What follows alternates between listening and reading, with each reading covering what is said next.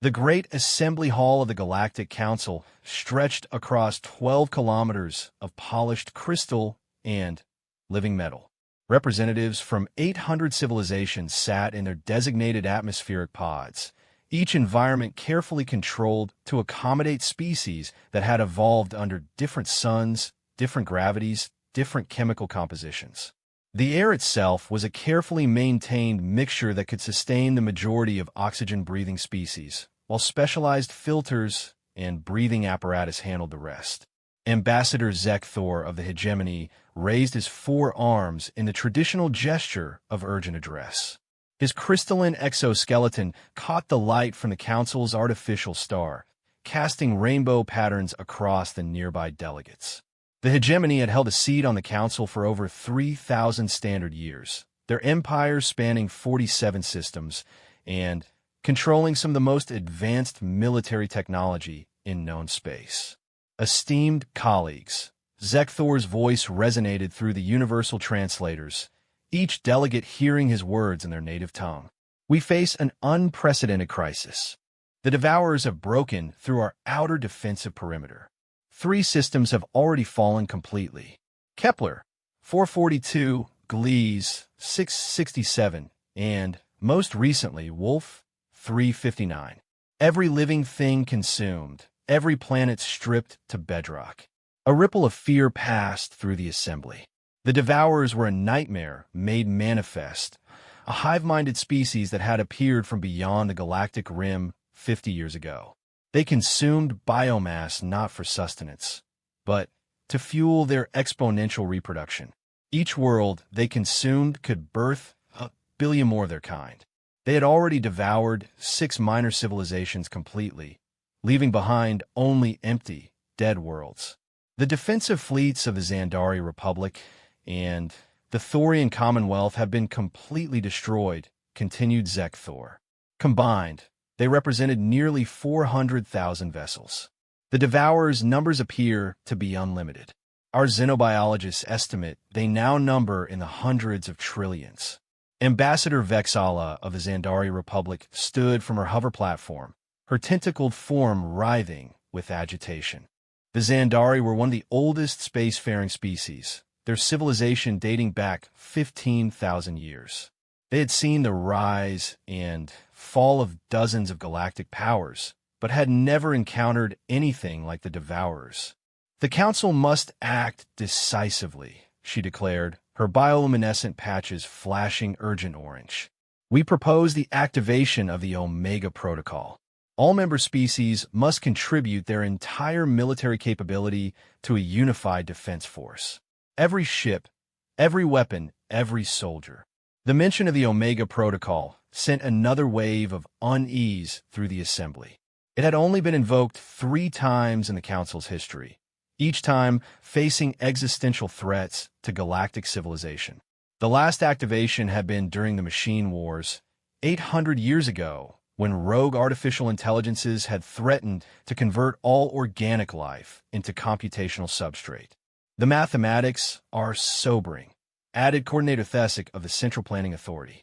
Her species, the Thes, were renowned for their analytical capabilities, their brains capable of processing vast amounts of data simultaneously. Combined, the Council's member species can field approximately 2.3 million vessels of various classifications. However, based on observed Devourer reproduction rates and consumption patterns, we estimate their current fleet strength at approximately 847 million vessels. The silence that followed was profound. Even accounting for technological advantages, the numerical disparity was overwhelming. The Council ships were individually superior, equipped with energy shields, quantum torpedoes, and gravitic manipulation devices that could tear apart lesser vessels. But the Devourers compensated for their technological inferiority through sheer numbers and their disturbing willingness to use kamikaze tactics. "There is another option," said a voice from the back of the assembly. The translator struggled for a moment before settling on Standard Galactic. "We could contact the humans." The speaker was Ambassador Kyleth of the Ethereal Confederation, her gaseous form contained within a specialized environmental suit.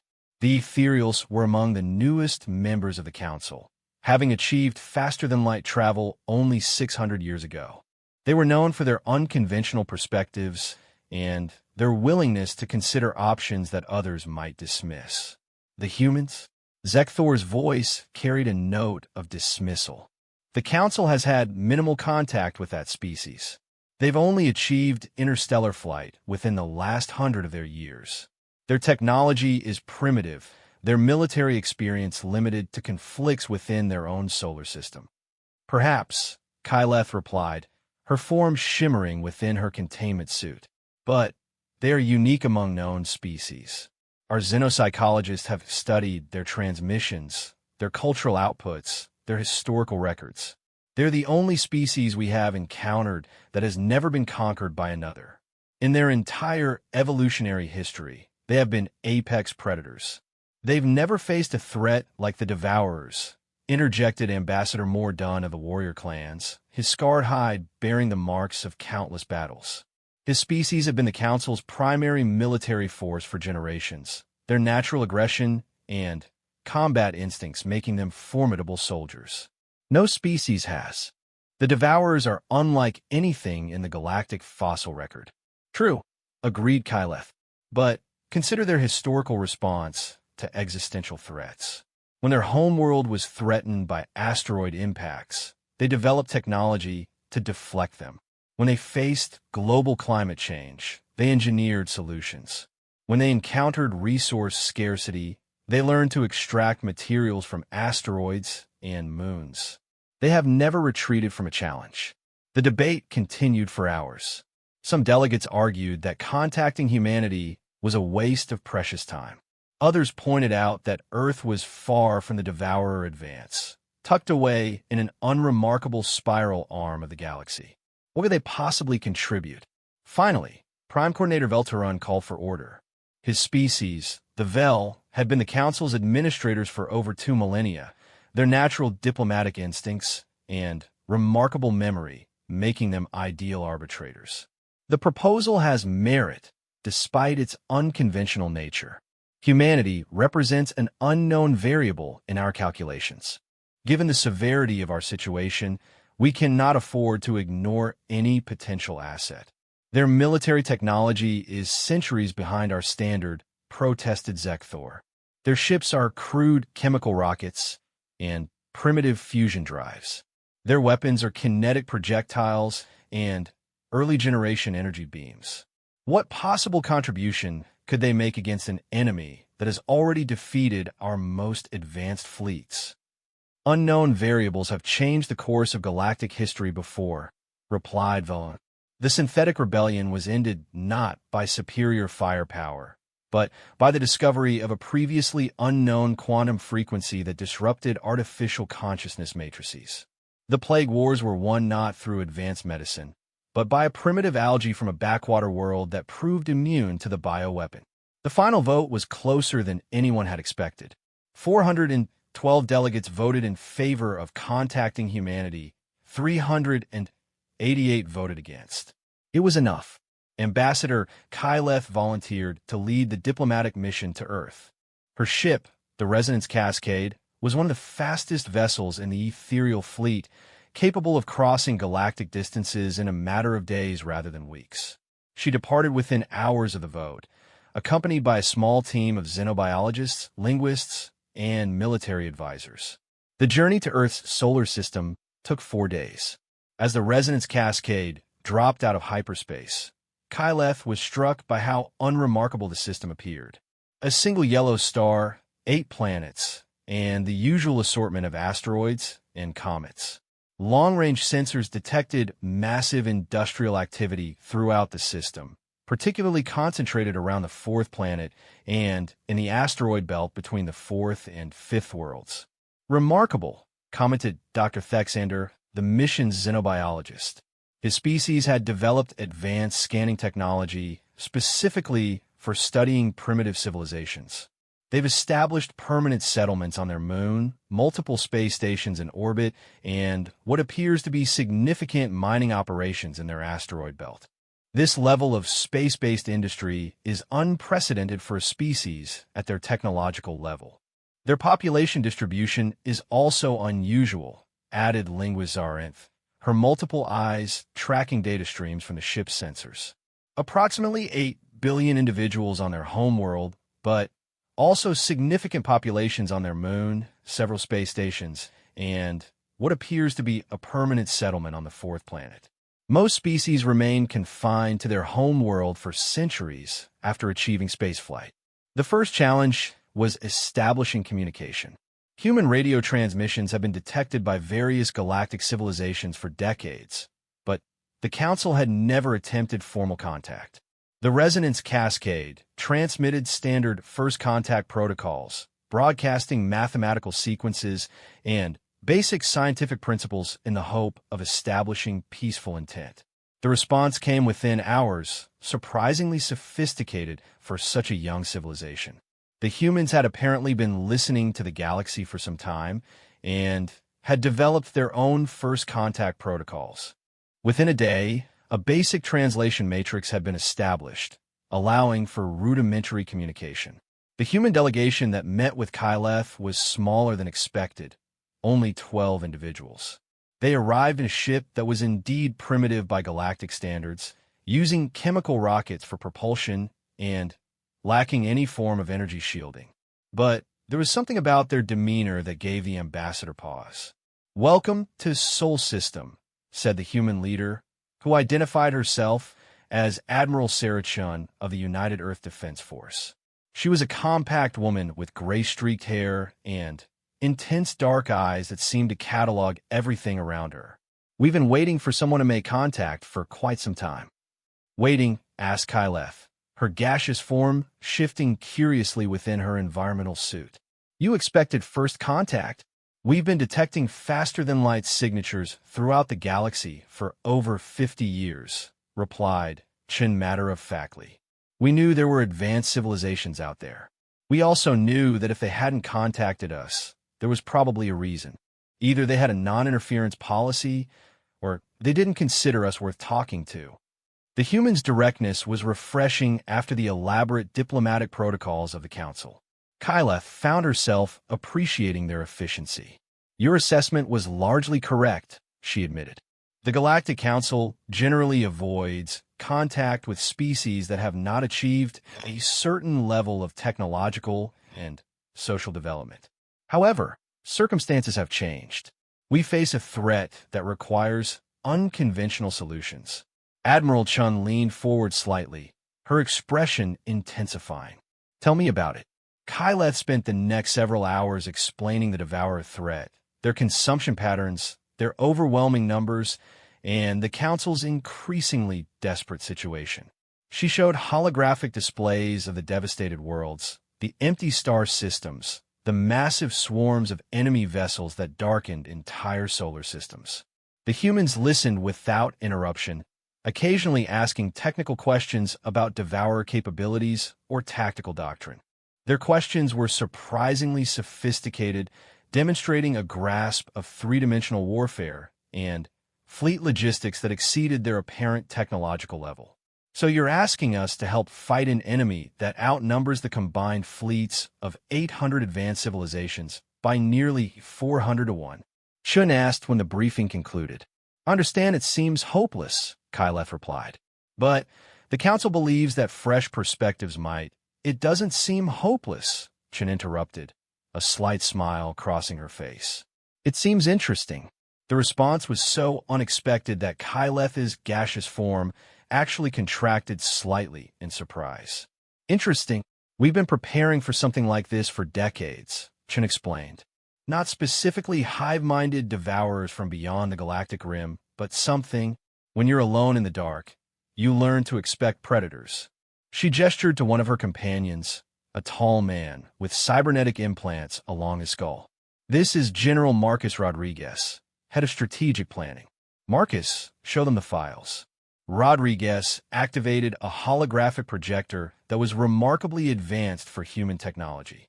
The display showed detailed schematics of weapons systems, fleet formations, and tactical doctrines that were far more sophisticated than anything the Council had expected from humanity. We call it the Prometheus Protocol, Rodriguez explained. A comprehensive defense strategy designed to protect Earth and human colonies from unknown hostile forces. We've been developing it for 40 years, ever since we detected the first FTL signatures. The schematics were impressive, but seemed inadequate against the Devourer threat. The humans had clearly put considerable thought into their defensive preparations, but their technology was still generations behind galactic standard. Your dedication is admirable, Kyleth said diplomatically, but I fear you may not fully understand the scale of the threat. The Devourers have destroyed fleets equipped with quantum weaponry, gravitic shields, and matter conversion systems. Your kinetic weapons and chemical propulsion, while ingenious, would be ineffective against. Who said anything about kinetic weapons? Admiral Chen asked, her smile widening. That's just what we let you see. The statement hung in the air for a moment before its implications began to sink in. Kyleth's form shifted nervously within her containment suit. Let us see. We've been aware of galactic civilization for decades, Chen continued. We know about your sensor technology, your surveillance capabilities, your general attitude toward primitive species. So we've been very careful about what technologies we deploy where they might be observed. She nodded to Rodriguez, who began manipulating the holographic display. The primitive ship schematics dissolved, replaced by designs that made Kyleth's gaseous form freeze in shock. Behold the actual human fleet, Chen said quietly. What we call the Deep Black Navy. The vessels displayed were nothing like the crude rockets the Council had observed. Sleek, predatory shapes that seemed to bend light around their hulls. Weapon systems that incorporated principles Kyleth couldn't even identify. Propulsion signatures that suggested technologies beyond current galactic understanding. This is impossible, she whispered. Your civilization achieved spaceflight less than a century ago. These designs would require thousands of years of development, theoretical breakthroughs that most species never achieve. Most species didn't evolve on a world where everything was trying to kill them, Admiral Chen replied. Most species didn't spend their entire evolutionary history fighting wars against their own kind. Most species didn't develop their technology in the shadow of potential extinction. She stood and walked to the viewport, gazing out at the apparently empty space around them. We've been preparing for the day when something would come for us, when something would threaten our children, our civilization, our very existence. We spent the last 50 years building weapons specifically designed to kill things we'd never seen, to fight wars we couldn't imagine. But your observed technology, Kyleth protested weakly, is what we want potential threats to see, Rodriguez interjected. Chemical rockets and kinetic weapons suggest a species that's barely achieved spaceflight, hardly worth the effort of conquest. Meanwhile, our real assets remain hidden, protected, ready for deployment when needed. Admiral Chun turned back to face the alien delegation, her expression deadly serious. We appreciate the Council's offer of alliance, Ambassador, and we're prepared to assist in your war against the Devourers. But there's something you need to understand first. She paused, letting the weight of her words settle in the room. The fleet approaching your core worlds? The hundreds of millions of vessels that have consumed 3-star systems and destroyed the combined naval forces of your most powerful civilizations. Chen's smile was predatory, carrying the weight of millions of years of human evolution, of a species that had clawed its way to the top of every food chain it had ever encountered. That was only the first wave. The silence in the human vessel stretched for nearly a full minute. Ambassador Kyleth's gaseous form swirled frantically within her containment suit as she processed the implications of Admiral Chen's words.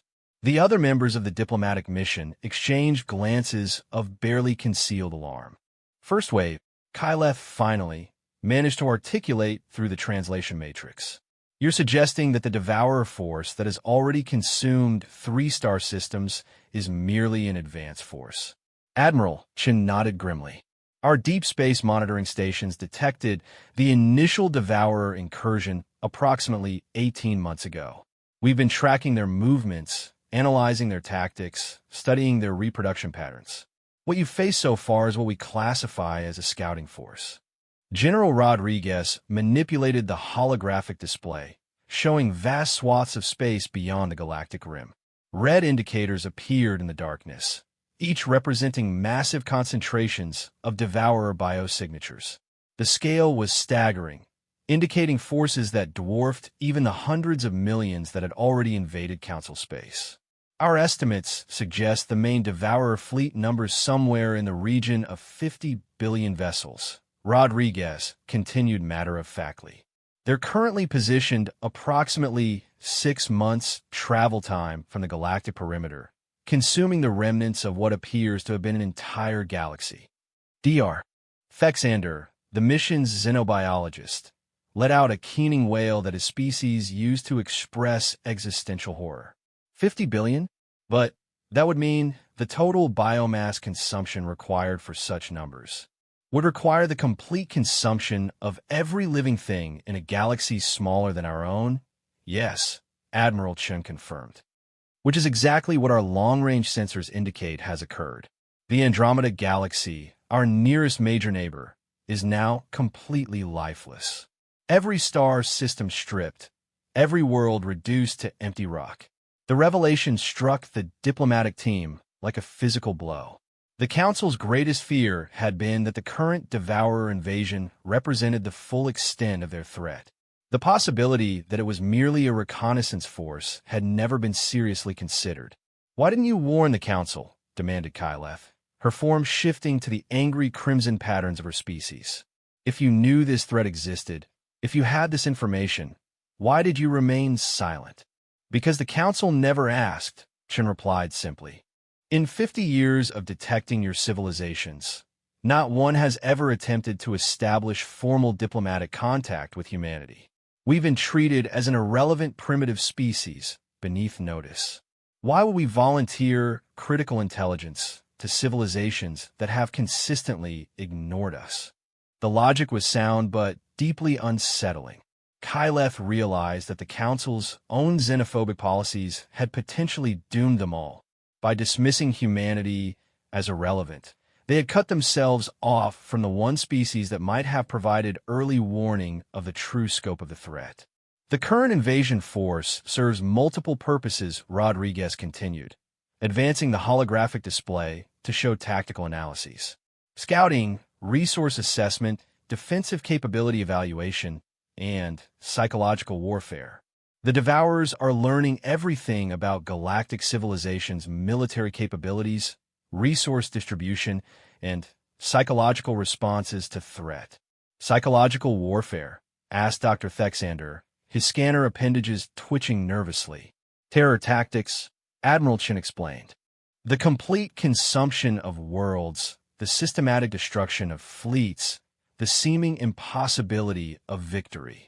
It's designed to break the will to resist before the main force arrives. A demoralized enemy is easier to consume." The human analysis was devastatingly accurate. Across Council space, entire civilizations were already discussing surrender or evacuation.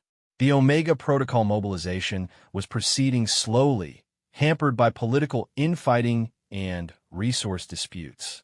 Many species were more concerned with protecting their core worlds than mounting a coordinated defense. "So what do you propose?" Kyleth asked, her anger gradually giving way to desperate hope. "How do we fight an enemy of this magnitude?" "We don't fight them," Chen replied, causing another shocked silence. "Not directly. Fighting 50 billion vessels with conventional tactics would be futile regardless of technological advantages. Instead, we eliminate their ability to sustain such numbers." Rodriguez brought up new displays showing complex biological models and energy flow charts. "The Devourers operate as a hive mind, yes, but they also function as a single massive organism from a resource management perspective. Every unit requires energy. Every reproduction cycle requires biomass.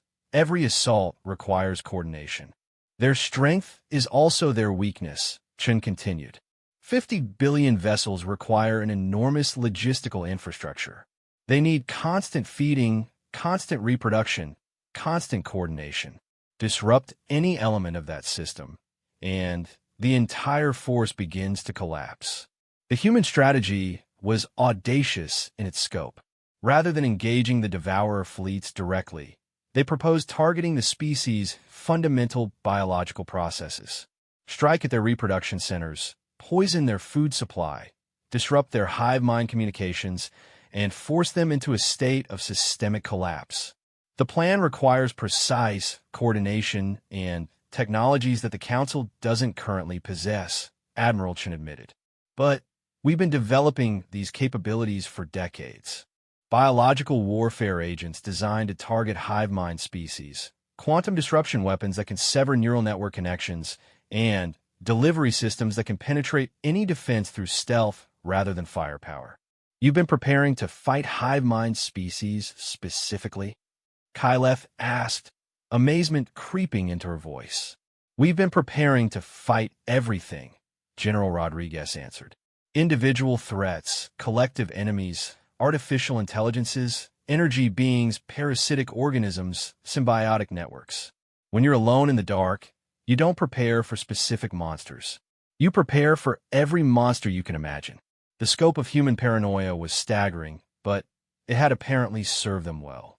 While the rest of the galaxy had enjoyed the peaceful cooperation of the Council, humanity had spent decades imagining and preparing for every possible existential threat. There's something else, Admiral Chen said, her expression becoming even more serious. Something the Council needs to understand about the nature of this war. She gestured to Rodriguez, who brought up star charts showing devourer movement patterns. Red arrows indicated invasion routes, consumption schedules, and projected advance timelines. The devourers aren't just consuming biomass randomly, Chen explained. They're following specific patterns, targeting civilizations with particular characteristics. High technology, complex social structures, advanced space-based infrastructure. They're selectively consuming the most advanced species first. The pattern was subtle, but undeniable. The three systems that had fallen completely all housed highly advanced civilizations with sophisticated technology. Other systems with more primitive inhabitants had been bypassed entirely, left for later consumption. Why? Asked Dr. Thexander. Because they're not just consuming biomass, Admiral Chen replied grimly. They're consuming knowledge. Each individual they devour adds their memories, their skills, their technological understanding to the collective hive mind. They're becoming smarter with every world they consume. The revelation was terrifying. The Council had assumed that devourer intelligence was static, that their tactical capabilities would remain constant throughout the war. But if they were actually learning and adapting from each consumed civilization, then delay would only make them more dangerous. The first wave isn't just reconnaissance, Rodriguez added. It's education. They're learning everything about galactic civilization's science, technology, and defensive capabilities. By the time the main force arrives, they'll have incorporated the knowledge of hundreds of advanced species. How long before the main force arrives? Kyleth asked, dreading the answer. 6 months, assuming they maintain current velocity, Chen replied. Less if they decide to accelerate the invasion schedule based on intelligence gathered by the advanced force. 6 months to develop and implement a strategy against 50 billion vessels piloted by a collective intelligence that was becoming exponentially smarter with each consumed world. The mathematical impossibility of the situation was overwhelming. However, Admiral Chen continued, humanity is prepared to share our defensive technologies and strategic planning with the Council. In exchange for formal recognition as an equal member of galactic civilization and full access to Council scientific databases. The offer was reasonable, even generous given the circumstances. But it also revealed the depth of human preparation and confidence. They weren't asking for rescue or evacuation. They were offering alliance on equal terms with civilizations thousands of years more advanced than themselves. You seriously believe your technologies can make a difference against such overwhelming odds? Kyleth asked. I believe that any enemy can be defeated if you understand their weaknesses and exploit them effectively, Chen replied. The Devourers may number in the billions, but they're still subject to biological limitations. They require food, they require coordination, they require time to reproduce. Disrupt those factors sufficiently, and numbers become irrelevant. To demonstrate their capabilities, Admiral Chun ordered a display of human stealth technology. The Resonance Cascade's sensors, among the most advanced in the galaxy, completely lost track of a human vessel for nearly 20 minutes before it reappeared in a completely different orbital position. Displacement without detectable energy signatures, Dr. Thexander whispered in amazement. How was that possible? Selective dimensional phase shifting, Rodriguez explained casually. We exist slightly outside normal space-time for brief periods, allowing us to relocate without conventional movement. The technology required took us 30 years to develop and another 10 to perfect. The casual mention of dimensional manipulation sent another shock through the diplomatic team. Such technology was purely theoretical for most Council species, requiring understanding of physics that was beyond current galactic knowledge. What other capabilities do you possess? Kyleth asked, no longer bothering to hide her amazement. Gravitational pulse weapons that can collapse stellar cores, biological agents that can reprogram genetic structures in real time, quantum entanglement communication networks that operate instantaneously across galactic distances, and temporal stasis fields that can slow down time within defined areas. Admiral Chun listed matter-of-factly. Plus several technologies that we haven't tested yet because they're potentially too dangerous to deploy near inhabited systems. The list was beyond anything the Council had imagined possible. Technologies that some species had theorized about for millennia, humanity had apparently developed and weaponized in secret. Why? Kyleth asked simply. Why develop such devastating capabilities? What drove your species to create weapons of such incredible destructive potential? Admiral Chun was quiet for a long moment, gazing out at the stars through the viewport. When she spoke, her voice carried the weight of evolutionary history. Because we're alone, she said finally. Every other species in the galaxy achieved spaceflight after joining some form of interstellar community. You had guidance, assistance, shared knowledge, and mutual protection. Humanity reached for the stars in isolation, knowing that anything we encountered might be hostile. She turned back to face the diplomatic team, her expression intense. We spent our entire evolutionary history fighting for survival against predators, parasites, diseases, and eventually each other. When we finally achieved spaceflight, we didn't stop being prey. We just expanded the hunting ground. The galaxy seemed peaceful when we started listening to your transmissions, General Rodriguez added. But peace is a luxury that prey species can't afford to assume. So we prepared for war while hoping for peace. The human perspective was alien in the most fundamental sense. Every other species had achieved interstellar travel within the context of galactic civilization, with its established peaceful norms and cooperative frameworks. Humanity had developed their technology in isolation, driven by evolutionary paranoia that had served them well in a universe that had proven to be more dangerous than anyone had imagined. Will you help us? Kyleth asked finally. Admiral Chun smiled, and for the first time, it seemed genuinely warm rather than predatory. Ambassador, we've been preparing to help you for 50 years. We just didn't know it yet. The return journey to the Galactic Council took 3 days, with the human delegation accompanying them aboard their own vessel. The ship that emerged from hyperspace alongside the Resonance Cascade bore no resemblance to the primitive craft that had first approached them. Sleek, angular, and somehow predatory despite its elegant lines, It radiated an aura of controlled menace that made even seasoned Council security forces nervous. The emergency session was called immediately upon their arrival. As Ambassador Kyleth presented her report to the assembled delegates, she watched their expressions shift from skepticism to amazement to outright terror as the implications became clear. 50 billion vessels. Prime Coordinator Velteron repeated, his voice barely above a whisper. And this is confirmed intelligence. Confirmed by multiple independent sensor networks. Admiral Chun replied from her position at the speaker's podium. Her presence at the council podium was unprecedented. No non-member species had ever been permitted to address the assembly directly. Humanity has been monitoring devourer movements since their initial appearance.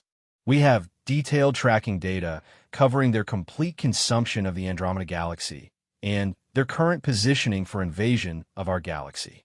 The holographic displays Rodriguez projected were impossible to dismiss or rationalize away. The evidence was overwhelming, undeniable, and absolutely terrifying. The Council faced not just an invasion, but complete extinction. "What do you propose we do with this information?" asked Ambassador Zek Thor, his crystalline structure dull by shock. Admiral Chin's response would echo through galactic history for generations to come. "We propose we end this threat permanently," she said quietly. "Not just drive them back, not just survive their invasion, but eliminate them so completely that no species will ever again face the horror of watching their worlds consumed." The silence that followed was profound. For the first time in Council history, a species was proposing not merely defense, but the complete destruction of an enemy that outnumbered galactic civilization by orders of magnitude. "How?" asked Coordinator Thesic, her analytical mind already racing through the possibilities. Admiral Chun smiled, that predatory smile that had so unnerved Ambassador Kyleth during their first meeting. "Leave that to us." The War Council convened in the deepest levels of the Council headquarters, in chambers that had been built to withstand the destruction of the station itself. Representatives from every major military power in the galaxy gathered around a massive holographic display that showed the current tactical situation in brutal detail. 3 more systems had fallen in the 2 weeks since humanity had revealed the true scope of the Devourer threat. The enemy advance showed no signs of slowing, and refugee ships crowded the hyperspace lanes as entire civilizations evacuated their homeworlds. The psychological impact was devastating. Even species that had never directly encountered the Devourers were beginning to panic. Admiral Chun stood before an audience of the galaxy's most experienced military commanders, many of whom had initially dismissed her as a representative of a primitive species. That attitude had changed rapidly once they witnessed human tactical analyses and technological demonstrations. The key to understanding the Devourers lies in recognizing what they actually are. Chun began manipulating the display to show biological schematics that had taken human scientists months to compile. They're not simply a hive-minded species. They're a single organism that has achieved interstellar distribution. General Korath of the Mandalorian Defense Consortium, a grizzled veteran of dozens of conflicts, leaned forward with interest. His species had been fighting wars for thousands of years, but had never encountered anything like the Devourers. Explain the distinction. A hive mind typically involves individual organisms linked by some form of communication network. Admiral Chun continued. The Devourers operate differently. Each unit is literally an organ of a larger organism. They share not just communication, but actual biological functions. Reproduction, digestion, neural processing, waste elimination, all distributed across billions of individual units. Dr. Salex of the Medical Research Collective, whose species had developed some of the most advanced biological sciences in the galaxy, studied the displayed data with growing amazement. The metabolic requirements for such an organism would be staggering. How do they maintain coherence across interstellar distances? "Quantum entanglement networks embedded in their neural tissue," replied Dr. Sarah Martinez, humanity's chief xenobiologist, who had joined the military delegation. Each individual unit maintains instantaneous communication with every other unit regardless of distance. It's the most sophisticated biological quantum system we've ever encountered. The revelation transformed the strategic picture entirely. Traditional military doctrine focused on destroying command and control structures, eliminating key nodes in enemy communication networks. But the Devourers had no central command structure to target, no communication hubs to disrupt, no logistical backbone to sever. So how do we fight an enemy with no vulnerabilities? Asked Admiral Vexala, her tentacles writhing with frustration. By understanding that having no individual vulnerabilities doesn't mean having no systemic vulnerabilities, Admiral Chen replied. The Devourer's greatest strength is also their greatest weakness. Their perfect integration as a single organism means that systemic disruption affects every unit simultaneously. Rodriguez brought up new displays showing theoretical attack vectors that human strategists had developed. The plans were audacious in scope, targeting the fundamental biological processes that allowed the Devourers to function as a collective organism. We've identified 3 critical vulnerabilities, Martinez explained. First, their reproduction cycle requires specific quantum frequencies to maintain genetic stability. Disrupt those frequencies, and their offspring become non-viable. Second, their hive mind communication relies on quantum entanglement, which can be severed through targeted quantum interference. Third, their digestion process converts consumed biomass into specialized proteins that fuel their reproduction, poison that process, and the entire organism begins to starve. You're proposing biological warfare on a galactic scale, observed Dr. Salex, his voice mixing admiration with horror. We're proposing targeted systemic disruption, Admiral Chen corrected. Think of it as chemotherapy for a cancer that happens to be the size of a galaxy. The human strategy required 3 coordinated attacks launched simultaneously across multiple star systems. The complexity was staggering, requiring technologies and tactical coordination beyond anything previously attempted in galactic history.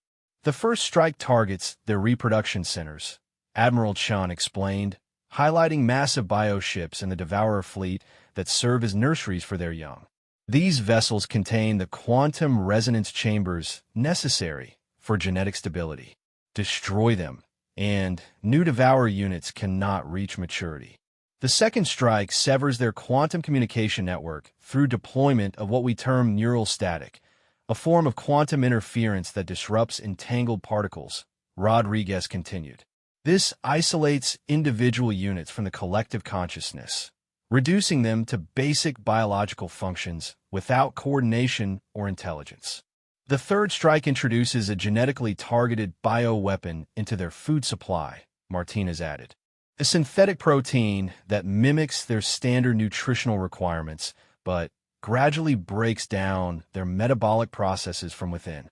The weapons described were beyond the technological capabilities of any council species, representing scientific breakthroughs that should have required centuries of development. Yet humanity had apparently created them in a matter of decades, driven by their paranoid determination to prepare for every conceivable threat. How do we deploy these weapons? Asked General Korath.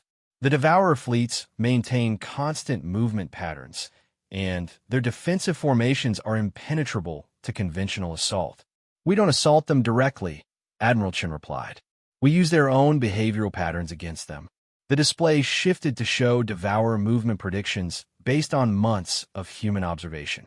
The patterns were complex but consistent, following optimal consumption routes that maximize biomass acquisition while minimizing energy expenditure. The Devourers are predictable because they're operating under biological imperatives, Chen explained. They must consume biomass at regular intervals. They must maintain optimal distribution of their collective consciousness, and they must establish reproduction centers in environments with specific gravitational and radiation characteristics. You're planning to use bait, Admiral Vexala realized, her bioluminescent patches flickering with understanding. We're planning to offer them exactly what they most want to consume, Admiral Chin confirmed. High-technology civilizations with complex infrastructure and massive populations. We'll prepare 3 target systems with everything necessary to attract maximum devourer attention. Then, deploy our weapons when they commit to consumption. The audacity of the plan was breathtaking. Humanity was proposing to sacrifice 3 entire star systems as bait to draw in the devourer forces, then eliminate them through simultaneous biological warfare attacks. The risks were enormous. Failure would not only doom the bait systems, but potentially reveal the full scope of galactic defensive capabilities to the enemy. "Which systems do you propose to sacrifice?" asked Prime Coordinator Veldrun, his voice heavy with the weight of impending decision. "None," Admiral Chin replied, causing a moment of confused silence. "We're going to build them." The statement hung in the air as the assembled commanders tried to process its implications. Dr. Martinez brought up new displays showing massive construction projects that humanity had apparently been conducting in secret for months. 3 artificial star systems, constructed in deep space beyond the galactic rim, she explained. Each one designed to appear as a highly advanced civilization with massive populations and sophisticated technology. Automated cities, artificial gravity wells, simulated biosignatures indicating billions of inhabitants. The deception will need to be perfect, Rodriguez added.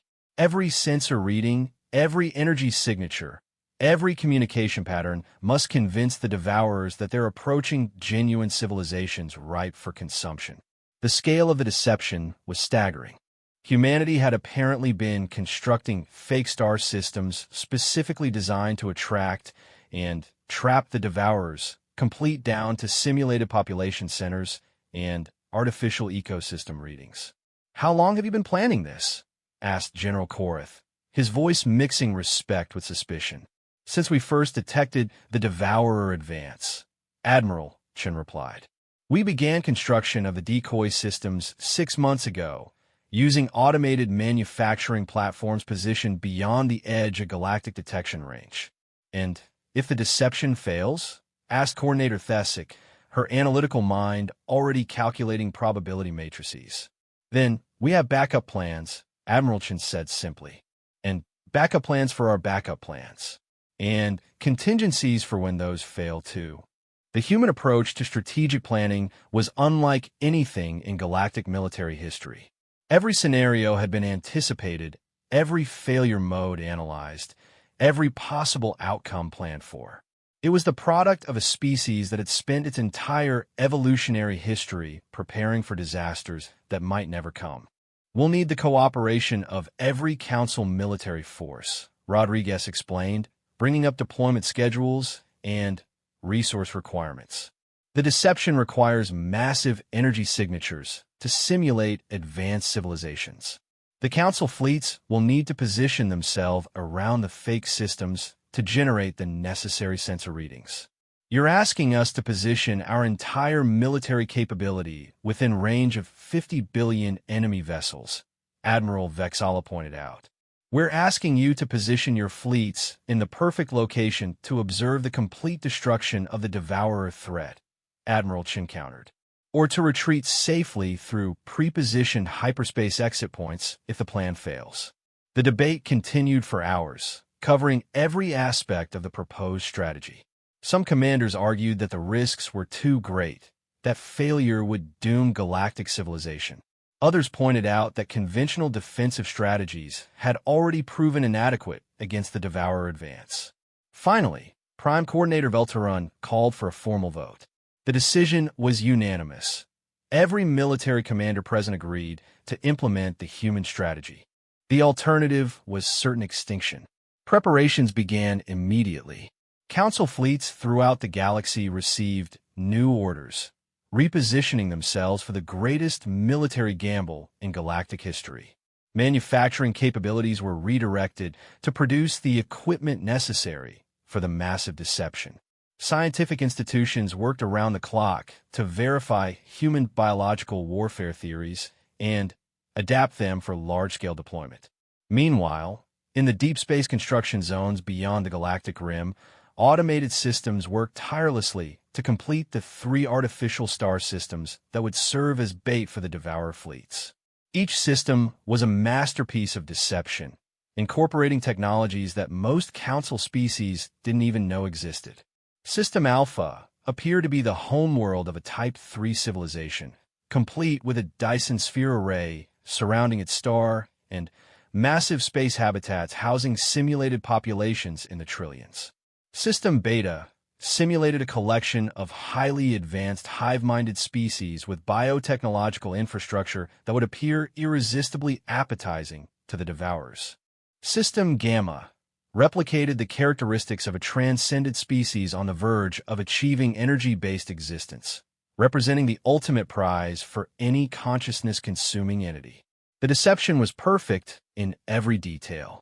Energy signatures matched those of genuine advanced civilizations. Bio-readings indicated massive populations with complex genetic diversity, and communication patterns suggested sophisticated cultures with rich technological knowledge. The Devourers will have no choice but to investigate, Dr. Martinez explained to the assembled Council representatives during a final strategic briefing. The systems represent exactly the type of high-value targets they've been seeking throughout their expansion. The simulated populations are too large to ignore, the technology signatures too advanced to bypass. And when they commit their forces to consumption, asked Ambassador Zekthor, they die. Admiral Chen replied simply, all of them, simultaneously, permanently. The first Devourer scouts detected the artificial systems exactly as human projections had predicted. Within hours, massive fleets began converging on all 3 locations, drawn by the irresistible promise of vast populations ready for consumption. The largest concentrations of enemy forces in galactic history gathered around the fake star systems, exactly as the humans had planned. 53 billion vessels and counting, reported the sensor operator aboard the Council command ship. The entire Devourer population appears to be converging on the target systems. Perfect, Admiral Chen said, her hand hovering over the activation controls for the biological warfare deployment systems. Now we finish this. The moment that would determine the fate of galactic civilization had arrived. Either humanity's audacious plan would succeed beyond all reasonable expectation, or it would fail spectacularly, dooming every living thing in the galaxy to consumption by the most terrifying enemy in known history. Admiral Chun looked around the command center at representatives from hundreds of different species, all watching her with expressions of desperate hope. The weight of 800 civilizations rested on the success of weapons and strategies developed by a species that most of the galaxy had dismissed as primitive just weeks ago. Execute Operation Apex Predator, she ordered quietly. Across 3 star systems, the most sophisticated biological warfare attack in galactic history began simultaneously. The end of the Devourer threat, one way or another, was about to begin. The silence in the Council Command Center was absolute. Every eye, sensor array, and consciousness was focused on the massive displays showing the 3 artificial star systems where 53 billion Devourer vessels had gathered for what they believed would be the greatest feast in their species' history. Instead, it would become their extinction. Initiating quantum resonance disruptors, reported Dr. Martinez from her station aboard the human command vessel Prometheus. Her voice was steady despite the magnitude of what was about to occur. All reproduction centers targeted. Across the 3 systems, invisible waves of quantum interference began emanating from hidden devices that had been built into the artificial worlds themselves. The Devourer's reproduction facilities, those massive bioships that serve as nurseries for billions of offspring, suddenly found their carefully maintained quantum frequencies disrupted. The effect was immediate and catastrophic. Reproduction chambers that had been moments away from producing new Devourer units suddenly collapsed as their quantum matrices destabilized. Genetic material that had been accumulating for months became inert biomass. The sound that emerged from 53 billion Devourer units simultaneously was unlike anything ever recorded in galactic history, a keening wail of biological distress that translated across species barriers as pure anguish. Neural static deployment in 3 seconds, Admiral Chen announced, her finger poised over the second activation control. This will sever their hive mind connections permanently. The quantum entanglement networks that had allowed the Devourers to function as a single galactic organism were complex beyond anything previously encountered. Each individual unit maintained instantaneous communication with every other unit through quantum-paired particles embedded in their neural tissue. Breaking those connections required a form of quantum interference so precise that even the theoretical framework had taken human scientists decades to develop. Execute neural static, Chun ordered. The effect was visible even to the naked eye. Across 3 star systems, the perfectly coordinated movement of Devourer fleets suddenly dissolved into chaos. Individual units that had operated as organs of a vast organism for millions of years suddenly found themselves alone in their own consciousness for the first time in their species' existence. Without the hive mind to provide coordination and purpose, the Devourers began behaving like individual animals rather than components of a galactic superorganism. Ships collided with each other as their pilots lost the ability to communicate. Complex fleet formations dissolved as individual units forgot their roles and objectives. The greatest military force in galactic history was reduced to billions of confused, isolated creatures floating in space. Biological warfare agent deployment commencing, Dr. Martinez announced. Estimated time to systemic effect, 6 hours. The final component of humanity's strategy was the most insidious. A synthetic protein that perfectly mimicked the nutritional compounds that Devourers required for survival, but with a molecular structure that gradually poisoned their metabolic processes from within. The agent had been dispersed throughout the artificial ecosystems of all 3 bait systems, ensuring that any Devourer attempting to feed would inevitably consume it. The fake populations that had attracted the Devourers were composed entirely of biological constructs infused with the synthetic protein. Every simulated inhabitant, every artificial ecosystem, every fabricated biosignature contained the same molecular poison. The Devourers had come expecting the greatest feast in their history and had instead begun consuming their own extinction. "My God," whispered Ambassador Kyleth, her gaseous form shifting to patterns of amazement and horror. "They're actually dying."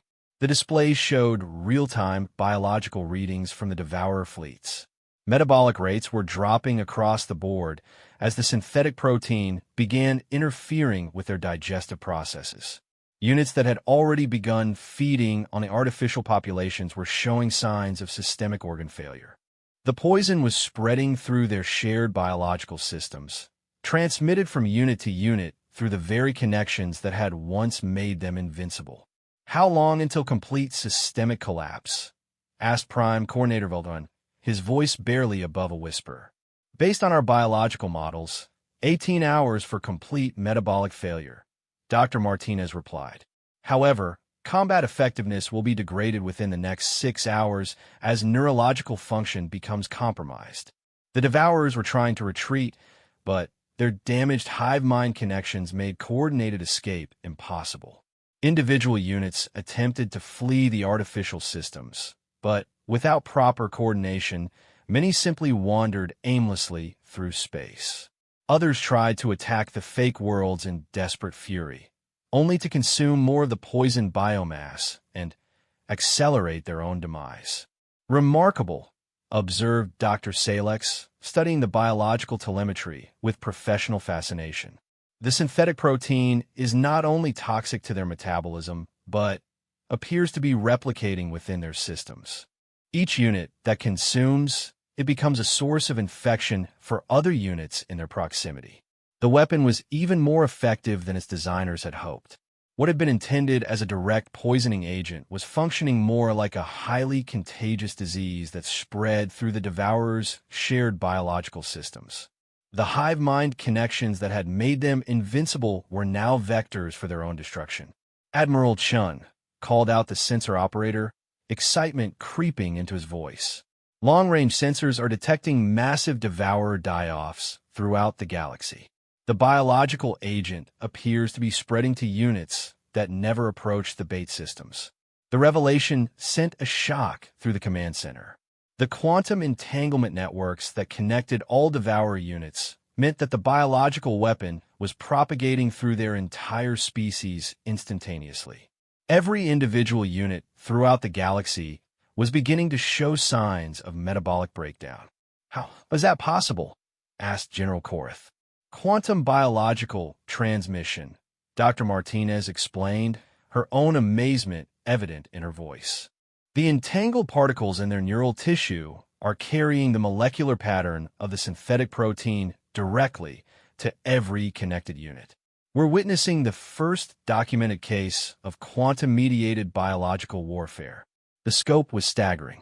Not only were the 53 billion units at the bait systems dying, but every other devourer unit throughout the galaxy was being simultaneously poisoned through their own communication networks. The species that had consumed entire galaxies was being killed by its own evolutionary advantages. "Total enemy casualties?" Admiral Chen asked.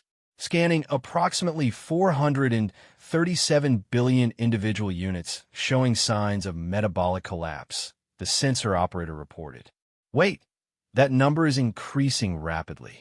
We're detecting devourer die-offs in sectors we didn't even know they had reached." The true scope of the devourer infestation was finally becoming apparent.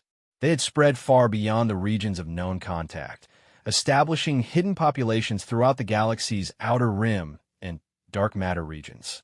But their perfect biological integration meant that the extinction event was reaching every hidden enclave simultaneously. "This is beyond our most optimistic projections," Admiral Chen said quietly. "We expected to eliminate the invasion force. We appear to have triggered the extinction of the entire species." The statement hung in the air as its implications sank in. Humanity had not merely defeated a galactic threat. They had committed complete genocide against a species that numbered in the hundreds of billions. The moral weight of such an action was staggering, even given the existential threat the Devourers had posed. They would have consumed every living thing in the galaxy, Admiral Vexalis said quietly, her bioluminescent patterns dim with exhaustion. "Including themselves, eventually. We had no choice."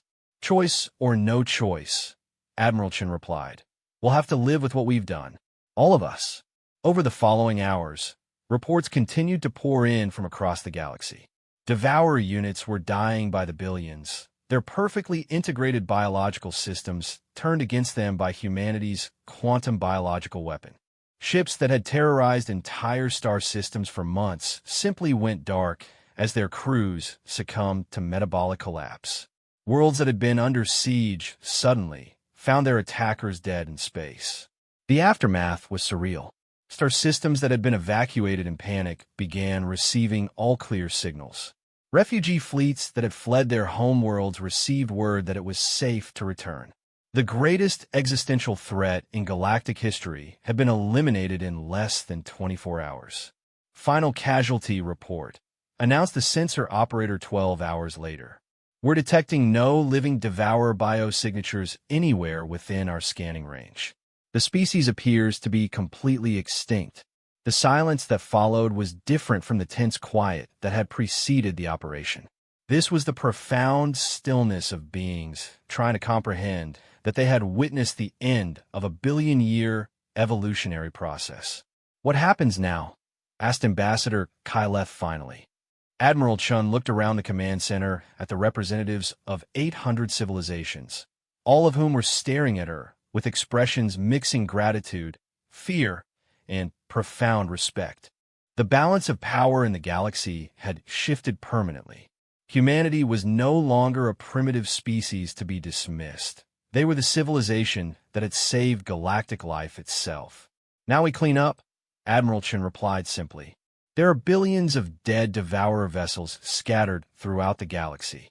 They'll need to be collected and disposed of safely. The worlds they damaged will need to be rehabilitated. The species they displaced will need assistance returning to their homes. And humanity's role in galactic civilization, asked Prime Coordinator Veltron. Admiral Chun considered the question carefully. She could demand anything: technological exchanges, territorial concessions, political dominance. The Council would have no choice but to agree, given what humanity had just accomplished. Instead, she surprised everyone with her response. "We want what we've always wanted," she said, "to be left alone to develop in peace, with the knowledge that if something threatens our children or our way of life, we have friends we can count on." The humility was unexpected and deeply moving. A species that had just demonstrated the ability to commit genocide on a galactic scale was asking for nothing more than peaceful coexistence and mutual friendship. "There will need to be formal diplomatic protocols established," Velteron continued. "Humanity has clearly earned full membership in the Galactic Council, with all the rights and responsibilities that entails."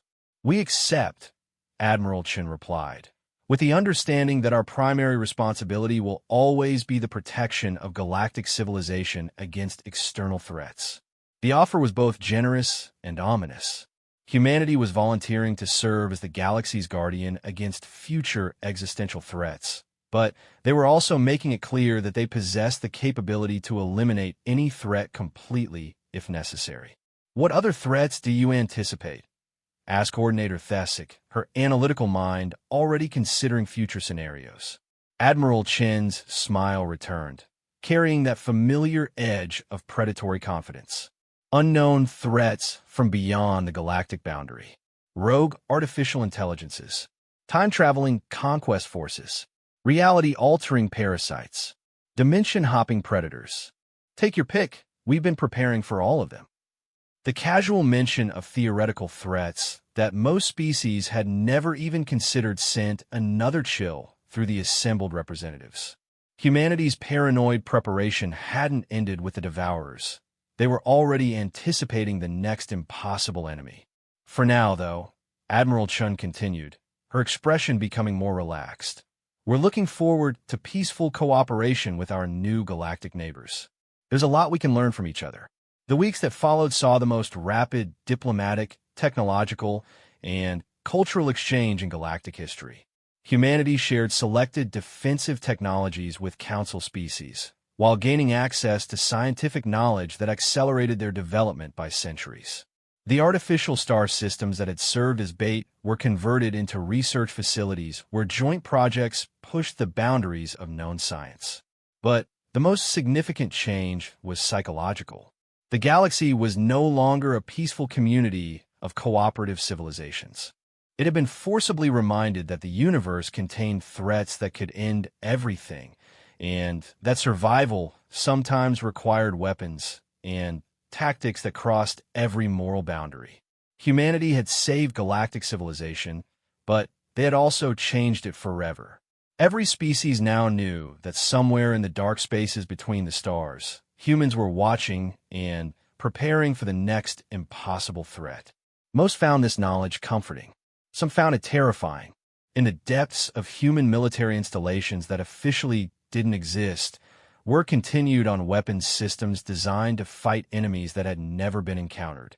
Temporal displacement bombs for time-traveling invaders. Reality anchors to counter dimension-warping entities.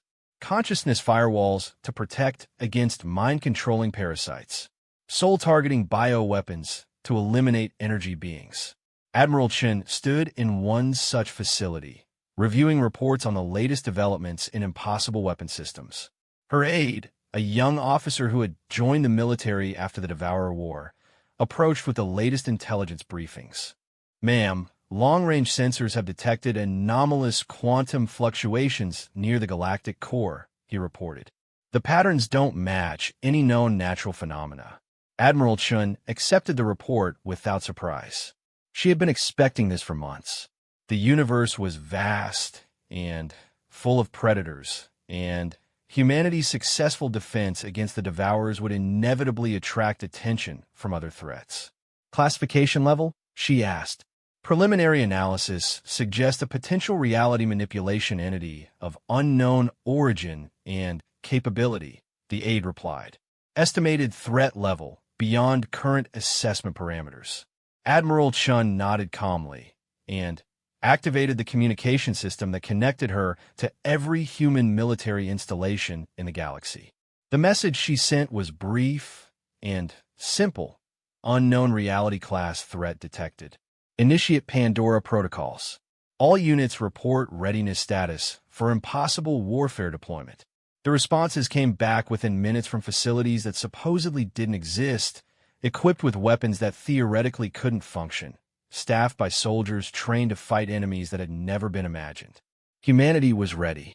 As word of a new threat spread through galactic intelligence networks, the initial response was predictable panic. But this time, the panic was tempered by a growing confidence. The galaxy faced another impossible enemy, but they were no longer alone. Somewhere in the dark between the stars, humans were preparing to do the impossible again. And this time, the rest of the galaxy would be ready to help them. The message that Admiral Chun sent to the Galactic Council was characteristically direct. We've detected a new existential threat. Don't panic. We've got this. But privately, in the depths of the most classified human facilities, she allowed herself a moment of satisfaction. The galaxy was learning that survival required more than peaceful cooperation and advanced technology. Sometimes it required monsters willing to do monstrous things to protect what they loved. Humanity had always been very good at being monsters when necessary, and they were just getting started.